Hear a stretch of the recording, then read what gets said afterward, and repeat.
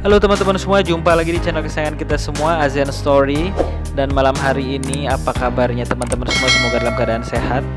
Kita tahu COVID-19 di Indonesia naik lagi di Juni dan Juli ini.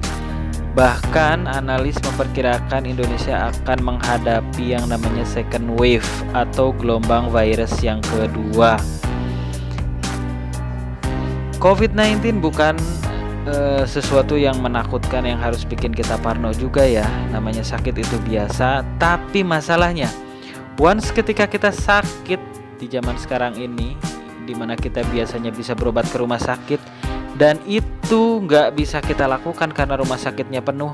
Nah ini teman-teman semua yang jadi bahaya, yang kita semua harus concern, harus sadar untuk menjaga protokol kesehatan supaya kasus COVID-19 nggak terus dan terus naik lagi. Nah, vaksin adalah upaya pemerintah untuk menekan kasus COVID-19 di negeri ini. Kita harus dukung bersama karena tujuannya adalah herd immunity, dimana ketika 75% warga negeri ini sudah memiliki kekebalan tubuh dengan vaksin tersebut. Nah, kita sudah siap nih untuk beraktivitas normal lagi dan hidup berdampingan dengan penyakit itu. So, Mimin di sini mau ngajak kepada kita semua sukseskan vaksinasi atau program vaksin COVID-19 yang digagas pemerintah yang sedang didengung-dengungkan. Dan jangan khawatir, jangan ragu, jangan takut karena udah ada ahli yang menyatakan itu suci dan halal. So teman-teman gak usah parno, gak usah mikir yang aneh-aneh, ikut saja anjuran pemerintah supaya target pemerintah untuk program vaksin ini bisa segera terwujud.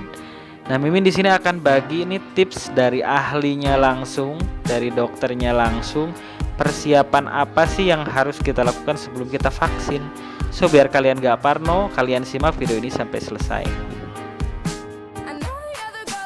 Berikut tips yang bisa kamu jalankan sebelum mengikuti vaksinasi. Pertama, pastikan kondisi tubuh fit dan tidak ada keluhan.